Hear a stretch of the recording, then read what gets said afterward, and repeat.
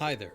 You're listening to the Hellenistic Age podcast, interview episode on the Wars of the Diadochi with John McTavish.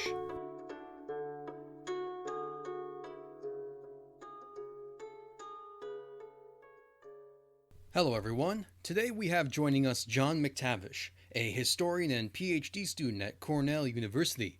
John is a specialist in the late classical and early Hellenistic periods, focusing on the wars of the Diadochi, the chronological challenges of the period, and the developments of Hellenistic kingship, imperialism, and the associated military campaigns.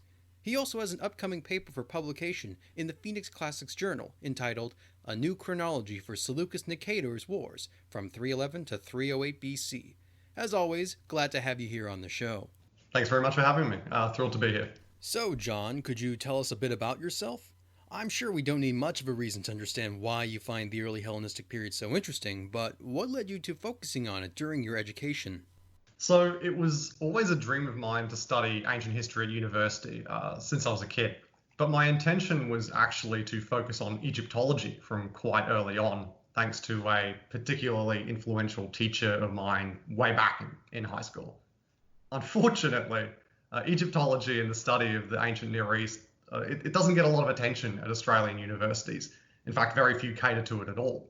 And the institution where I ended up beginning my academic journey, the University of Queensland, which is, for the record, a wonderful place to study and work, it had completely cut Egyptology only a couple of years prior to my arrival. So I ended up studying Greek and Roman history for a few years. I took a course on Alexander at one point, which I thoroughly enjoyed. And when it came to my honours thesis, the fourth year of a bachelor degree where one writes their first major research project, I ended up pitching a paper loosely based around the intersection between Greeks and natives in the armed forces of Ptolemaic Egypt. If I'm honest, it was really just an excuse to use the Hellenistic period as a setting to explore a non-Greco-Roman culture.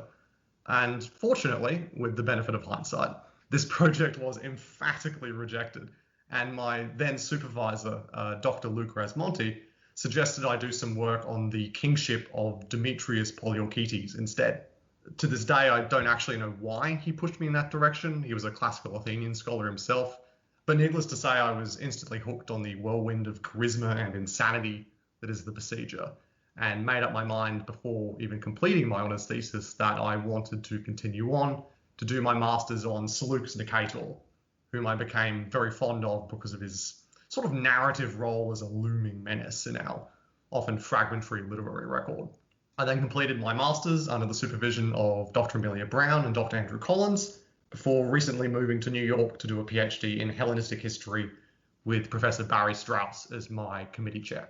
Since then, my focus has broadened somewhat to encompass sort of some of the larger themes that permeate both the Hellenistic world and the ancient Near East, but I inevitably always come back to the age of the Diadochi. When we talk about the life of Alexander the Great, it's unfortunate that very little, if any, accounts written during his lifetime have actually survived. However, we can be fortunate enough to say that we have very detailed works by the likes of Arrian, Diodorus, Plutarch, Quintus Curtius, and the other various miscellaneous authors, most of that covering from Alexander's accession to the throne in 336 to his death in 323, a period of about 13 years. With the Wars of the Diadochi, a 42-year period that begins with Alexander's death in 323 to the death of Seleucus I in 281, the clarity and volume of our sources drastically declines. What kind of sources can we rely on for this period, whether in regards to the traditional narratives of Greco-Roman authors or from more unorthodox sources and methods? How much of a challenge does it prove to be when it comes to reconstructing the chronology for the early Hellenistic age due to this scarcity? So it's really important to keep in mind here that ancient writers were not bound to the same rules that modern historians sort of hold themselves to today. They would often use their the past to exert judgment on their own present. They would preference anecdotal evidence over more authoritative contemporary accounts, and they'd regularly shape their own accounts to make their point sound more profound, kind of reaching across generations. In the case of the Wars of the Diadochi, there are no surviving contemporary narrative sources. Every single piece of literature we have dates from either the dying days of the Roman Republic, usually the 1st century BCE, or from the Roman Empire itself. So these sources are being removed at a bare minimum of over 200 years. The most important source for Diadoch scholars is Diodorus Siculus's Universalist Library of History, the Bibliotheca. Unfortunately, Diodorus's narrative is only good up until about 301 BCE. It cuts off at the beginning of Book 21, at the advent of the Ipsus campaign. Even so, factoring in his importance, Diodorus is very problematic for us. He is a secondary source, writing centuries after the events he purports to describe. He abbreviates extensive material, whatever he's drawing his narrative from, with only partial success. And he's often rather prone to somewhat inelegantly shoving in his own opinions of fate and its role in historical causation. Diodorus does appear to largely follow the narrative of a source that is now lost to us, the history of Hieronymus of Cardia, who was a very long-lived contemporary and general who fought under and alongside Antigonus I, Demetrius I, and even Antigonus II, which would certainly explain the nature of Diodorus's focus around first Eumenes and then later the Antigonids. There were other histories written which have not survived or are fragmentary by authors like Juris of Samos, and the ways in which these lost narratives have impacted the work of scholars like Diodorus is often unclear to us, and sometimes we're left speculating. The only surviving narrative account, which covers the entirety of the Diadoch period, is the epitome of the Philippic history of Pompeius Trogus, composed by Justin, which is a far more abbreviated account and can be dated to sometime in the early to mid-Roman Empire. I've seen estimates ranging from 200 to 400 AD. Justin, however, he only selected material that he found particularly interesting, which makes his source even more problematic than Diodorus is with his universalist perspective. There are numerous other literary sources which Hellenistic historians can draw upon. You've got sources like Quintus Curtius Rufus, Arrian, as well as a number of biographies dating from the Roman era, like Cornelius Nepos's Eumenes and Phocion. There's the famous parallel lives of Plutarch, most famously kind of Eumenes, Demetrius, and Pyrrhus, but also another Phocion and one on Demosthenes. Plutarch becomes very, very important for the history of the Diadochi after the Battle of Ipsus in 301 because of Diodorus sort of tapering off. And he's a favorite source of mine, a very entertaining read that I'd highly recommend. We can also add to this a very large number of inscriptions from across the Hellenistic world, especially from Athens, but there are also a lot concentrated in Asia Minor, so Anatolia, modern-day Turkey. There is a brief account of the Seleucid Empire up until the war with Rome, written by Appian of Alexandria. There's the Stratagems of Polyaenus, which is a great sort of short read for military fans. The work of Strabo, the work of Pausanias. We have brief encyclopedia entries like the Suda. We have fragments from a medieval codex known as the Heidelberg Epitome.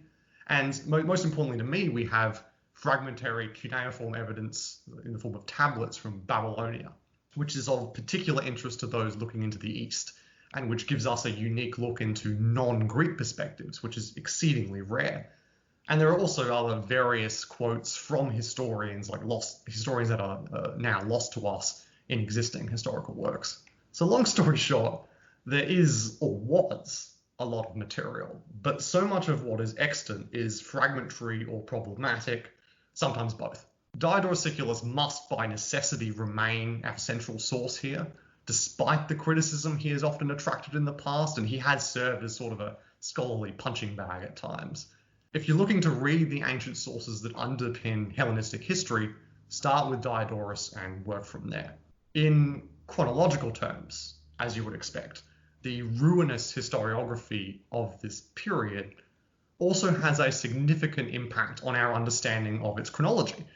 And there are serious chronological issues faced by all scholars who study the Diadoch period in its entirety, but especially the years from 322 to 312, which are the focus of a long-standing debate between two systems coined the high and low chronological systems. These problems, to begin with, are caused by the lack of any systematic chronology, or at least a recognizable one, in Justin, Plutarch, or the fragmentary histories such as Arrian, but above all by the oftentimes confused chronology in Diodorus Siculus's history of this period, where he is taking different sources, cutting them together, and not always doing it correctly. So there are currently 3 different chronologies for the period from 322 through 312. There is the High Chronology, which goes back to Belloc, and was championed by Brian Bosworth of Conquest and Empire fame in the 90s. There's the Low Chronology, which dates many major events a year later than the High Chronology, and has been defended most recently, about 6 years or so ago, by Edwin Anson. And there is the Mixed Chronology, made most famous by Tom Boy, who sadly is no longer writing in academia, which adopts the Low Chronology from 323 through 320, but a High Chronology for events from 317 through 312. Now, under these systems, a number of major events are dated quite differently. An example would be that the High Chronology labels Perdiccas's death as being in 321, the Low Chronology has it occurring in the summer of 320, and the Mixed Chronology has it in the spring of 320. Now, I'm a proponent of the Low Chronology system, which I think makes the most sense and has the most evidence in its favour, but this is still very much an active debate for which there is no end in sight, and I don't think there ever will be. And I must note that even beyond 312, from the campaigns of Seleucus in the east and in India, right up until the Battle of Corypodium in 281, the chronology of events remains a big problem for Diadoch historians. Even before the death of Alexander, his empire had problems that needed to be ironed out, and after his demise, it just seemed to be exacerbated to the point of nearly unraveling before the body was even cold. In your estimation, why did the empire fall apart so quickly? Was there any particular contributing factor that you believe to have been a major issue, or perhaps any symptoms that are not often brought up in the discussion? This is a question that scholars have kind of squabbled over for centuries, I think. As you yourself said, even before Alexander's death, the Macedonian Empire was already a less than perfect entity. It had been created at astonishing speed. And compare this to the Achaemenid Persian Empire, for example, which took about 75 years to reach its greatest extent, maybe a little less. But Alexander, he created his empire in effectively a single decade. So this is a big part of the reason why Alexander and his commanders ended up leaning so heavily on pre-existing Persian institutions and infrastructure, because Alexander was never really interested in consolidation. He just wanted to move forward, always forward. Even during his reign, with all the power at his disposal, we still see native revolts. We see mass dissatisfaction among Greek settlers, which eventually goes on, many decades later to create the independent kingdoms of Bactria. We see squabbles among the Macedonian military and political elite, both at home and abroad. So the sheer size of the empire here is one of, if not its greatest enemies. Alexander also had the obvious misfortune of dying very young, without an established heir or a concrete succession plan, which in an autocratic realm centered around one-man rule was always going to be incredibly problematic. While it's pretty easy to point these and numerous other factors as the principal source of blame, to put the pressure on them, to me the single most important issue is the nature of the Macedonian state itself, even before the death of Alexander. So rather than looking at the circumstances at the time of the conqueror's passing, look back a little. Because historically, Macedon's actually kind of a bit of a mess. Philip II came to the throne in 359 in the midst of massive domestic and foreign strife. He inherited a state in the throes of utter chaos. In the 40 years prior to Philip, there were more than 12 kings on the Macedonian throne, not including regents. And Philip himself was a regent who usurped another ruling king, Amyntas IV. Kings were constantly assassinated, royals and aristocrats plotted against one another. The nation was very vulnerable to attack from north, west, east. It had no strong military. The Greeks weren't exactly fond of the Macedonians. So Philip's success was in creating a Macedonian state that was sort of intrinsically tied to the Argead monarchy, which was in a very real sense a sacred institution. Kings were often worshipped after their death, or at least given sacrifices and offerings. He then further reinforced the pre-existing military aristocracy with the creation of the companions of the Hetairoi, but he also lifted up the peasants into a cohesive military body, which was eventually able to exert significant influence and sort of served as a de facto assembly.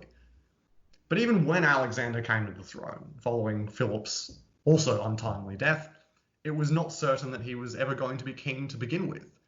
It was the intervention of a senior military figure, the elderly General Antipater, and the support of the army that came with that ensured Alexander's place on the throne.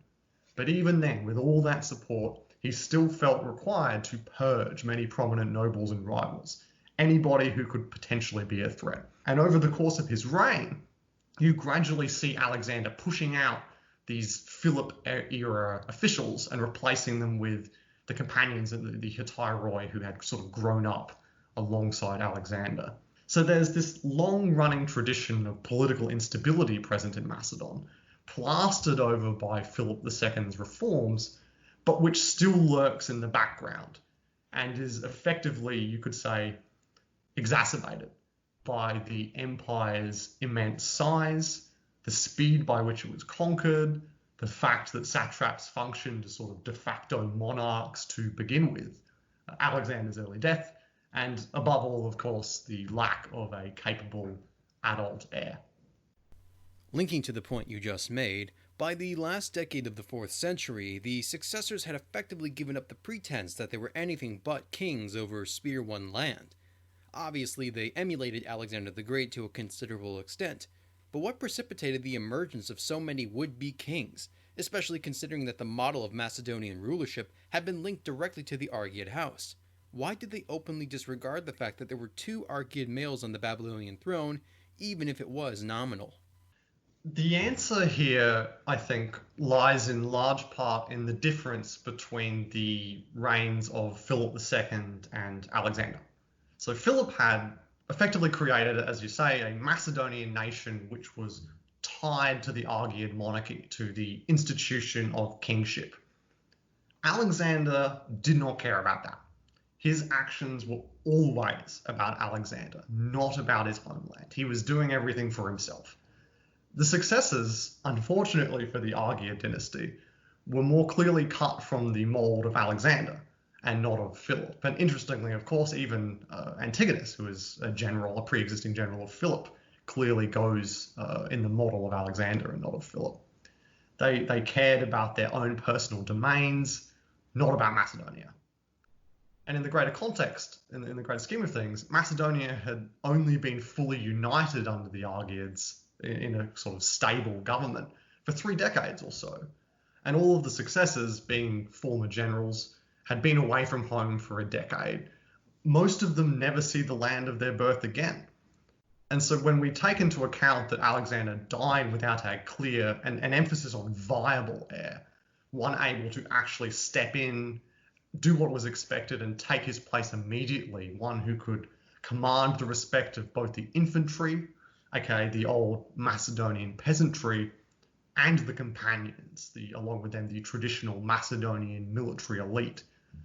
And given that Alexander died on the other side of the world from the Macedonian heartland, and noting that the Macedonian Empire was very personal in nature rather than national, and what I mean by that is that it was in a very real sense the empire of Alexander and not the empire of Macedon, I think it's understandable to some degree that his generals did not try to side with their homeland.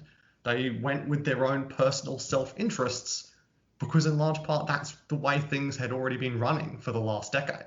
If there had been a viable heir, things may have turned out differently.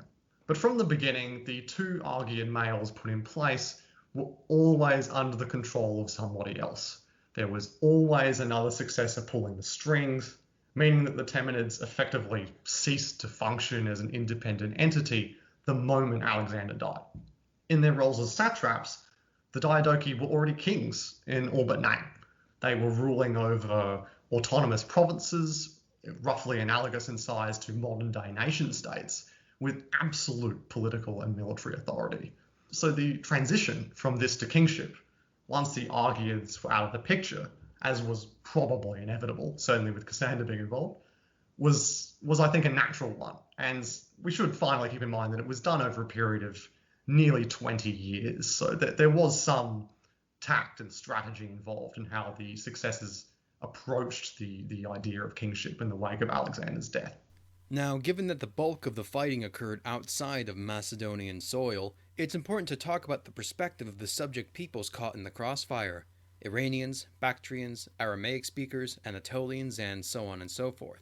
As a teaser for an upcoming episode to my listeners, we will spend time talking about the survival of Persian and Iranian institutions during the early Hellenistic age, but I believe this can serve as an excellent primer. What were the responses of the various indigenous peoples to all of this chaos, if they were recorded at all?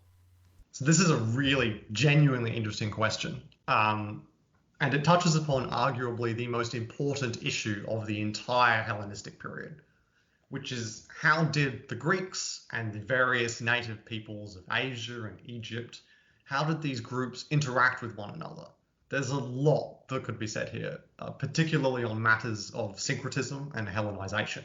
But in terms of the early Hellenistic period specifically, we don't have a lot of information on how the indigenous inhabitants of the Seleucid and Ptolemaic kingdoms reacted to the chaos of these early years. On one hand, the success of Seleucus in the east, for example, and even the short-lived local prominence of lesser-known diadochs like Bucestus, the one-time satrap of Persis and a renowned Persophile. Their success had a lot to do with the relationship these Macedonians had with the local indigenous elite. Seleucus is once again the easiest to highlight. He had an Iranian wife of noble descent, Apame, who must have represented potent political capital in the East, and he clearly paid a great deal of attention to the pre-existing indigenous institutions of political and religious import, which were present in Babylon, who evidently repaid him with genuine loyalty and were a huge part of his success. In Egypt, Ptolemy was enormously successful in dealing with the native populace through the already established religious and political elite, simultaneously presenting himself to Greeks and Macedonians as a legitimate king in the tradition of Alexander, while seamlessly slotting into this ancient Egyptian paradigm of pharaonic kingship. At this time, there were none of the native revolts that would eventually become so ruinous for the Ptolemies towards the end of the 2nd century BCE. And you can look up the situation surrounding Raphia, the Battle of Raphia, if anyone's interested in this. But to Egyptians of the late 4th and early 3rd centuries, in many cases it would have been business as usual. Egypt was quite insulated from a lot of the chaos that ravaged the Hellenistic world. And both the Ptolemies and the Seleucids, as your upcoming episode will no doubt touch upon, clearly worked with and built upon long-lasting indigenous institutions. In military terms, Seleucus was by far the most prolific in his incorporation of Persian troops into his armed forces. By the time of Ipsus, his army already had over 100 scythed chariots, his famous 500 war elephants. It also featured large numbers of mounted archers among his cavalry, and these are not traditional Macedonian units. Which already goes to show the incredible influence that Eastern troops are having in these early days on the warfare of this period. They are fighting as part of a Macedonian organized force under Macedonian leadership, and the Diadochi are successfully levying native troops from the old Persian satrapies to fight under their banner. On the other hand, sources like the Diadoch Chronicle, column 4 of BCHP 3 is quite famous here, to be precise, tell us of weeping and mourning in the land being Babylonia, during the somewhat nebulous war fought between Seleucus and the Antigonids, where first Demetrius, and then possibly/probably his father Antigonus, razed the Babylonian countryside in a sort of scorched earth campaign, whether to punish the populace for lack of loyalty or to simply bait Seleucus into open battle is not quite clear to us. So it's important to keep in mind that indigenous peoples weren't always passive observers during these conflicts. They were often affected, sometimes in horrific fashion, by these wars that are raging constantly around them for decades. The difficulty here for us as scholars is in ascertaining the impact on native peoples when our evidence often gives them so little voice. Greek scholars weren't interested in what the average Iranian, or in all due fairness, the average anybody, had to say about wars fought between kings, the great men around whom ancient written history quite literally revolves. And when we do have native sources, particularly in the Near East, they are similarly representative only of a very narrow and often long-running tradition, which is the case with the cuneiform evidence I cited earlier. These are not tablets written down by peasants talking about what's happening to the Babylonian countryside. This is the elite. And for these natives, it must have been a time of great upheaval. After 2 centuries of relatively stable Achaemenid rule, all of a sudden this huge Macedonian military juggernaut has rushed through Asia, created the largest empire the world had ever seen at the time, brought with them a new language, new customs, and often new political leadership. They had begun creating new settlements and cities. They brought new populations in. They moved existing populations around. Seleucus moved the population of Babylon to his own city of Seleucia, for example, and they were his biggest supporters. So it's simply staggering, the scope of it all, and the sheer number of people involved. When we take a macro level perspective, the wars of the Successors really did have a massive, massive impact on the socio-political landscape of both the Mediterranean, Western Asia, and Central Asia, as far east as the Indus. There are many players in the wars of the Diadochi, with famous examples like Ptolemy, Pyrrhus of Epiros, Seleucus, and Eumenes of Cardia. Is there a particular successor or figure that you believe deserves more attention, or dramatically affected the political, social, cultural landscape of the period in ways that people might not be aware?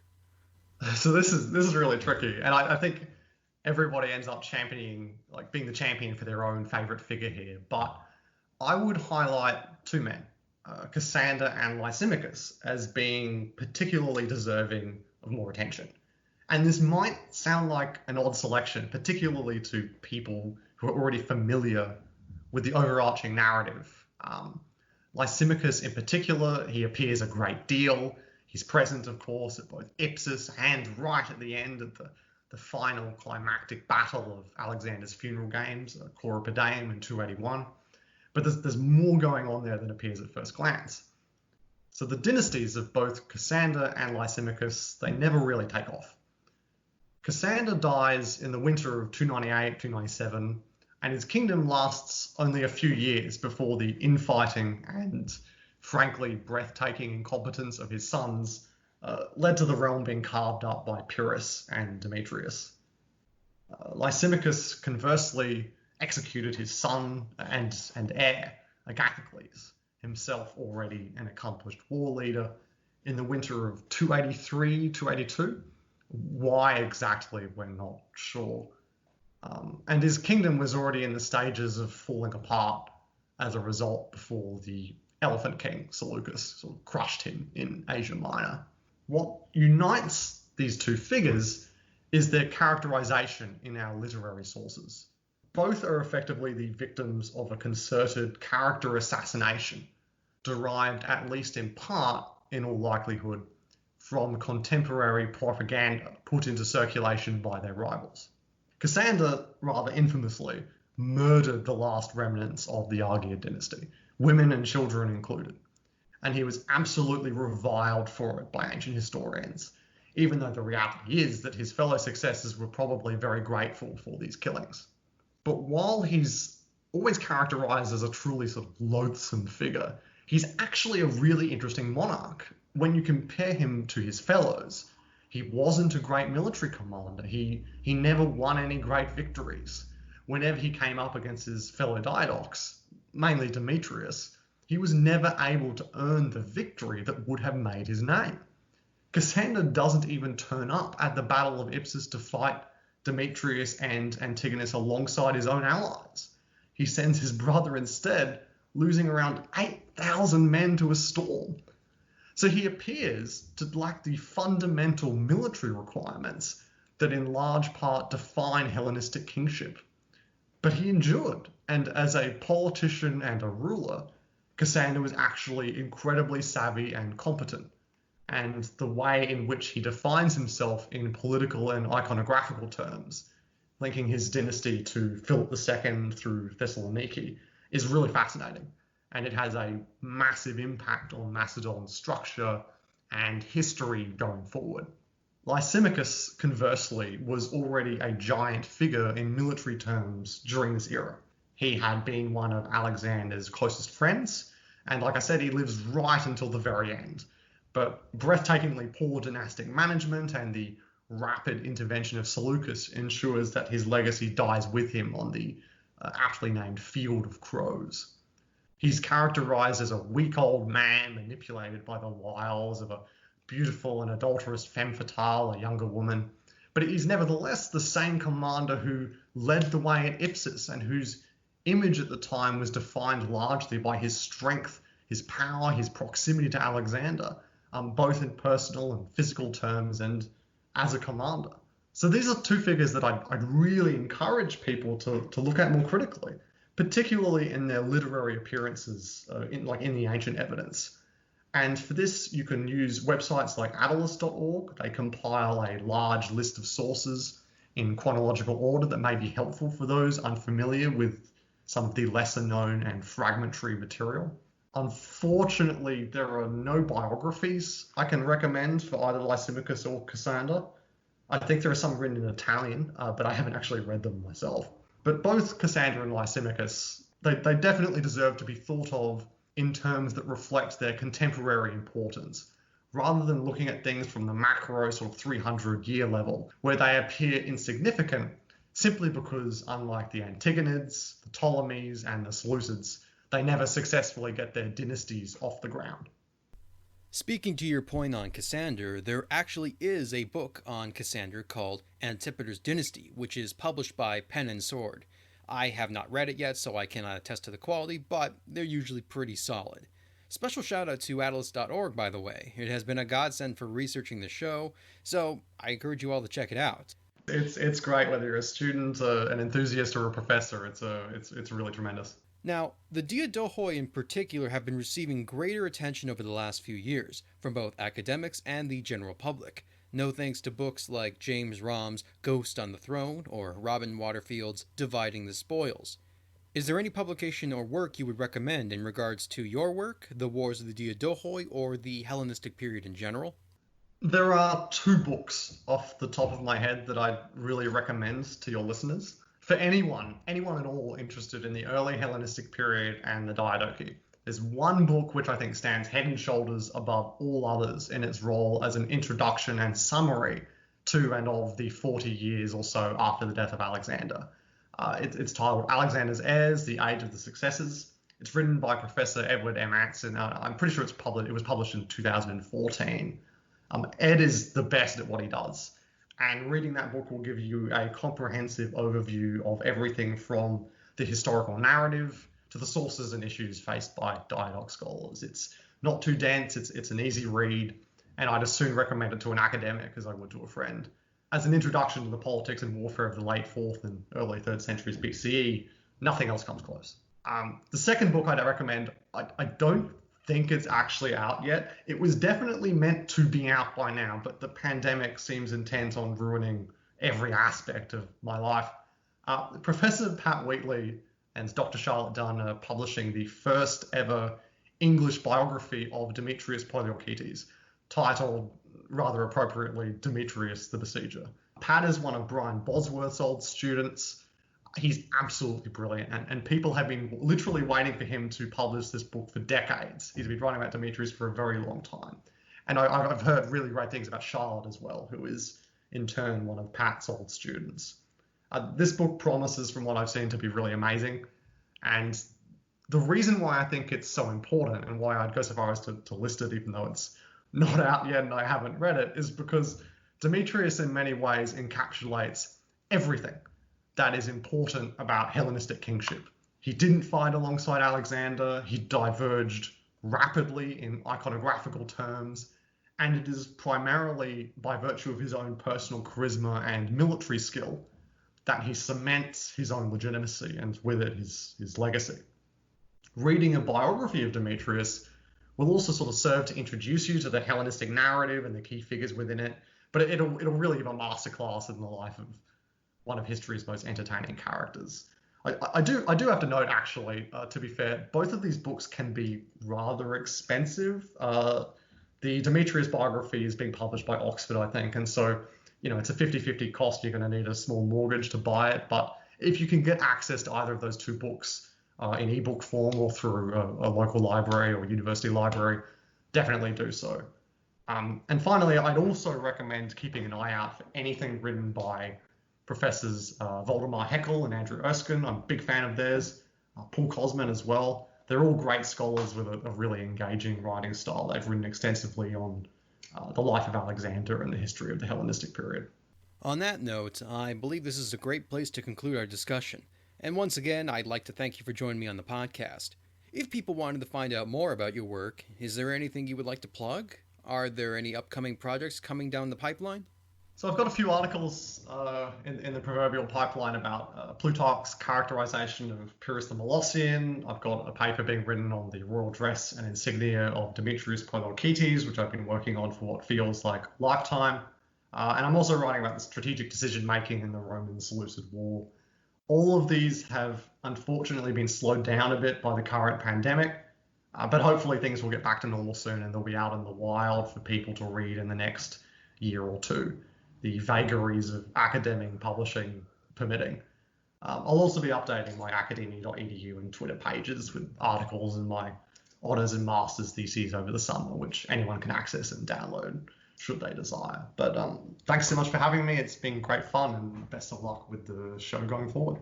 Fantastic. So, I will make sure to include a link to John's Academia page and Twitter account in both the podcast description and the show notes on my website at www.hellenisticagepodcast.wordpress.com if any listeners wanted to dig further into your work. So, until next time, you've been listening to the Hellenistic Age Podcast.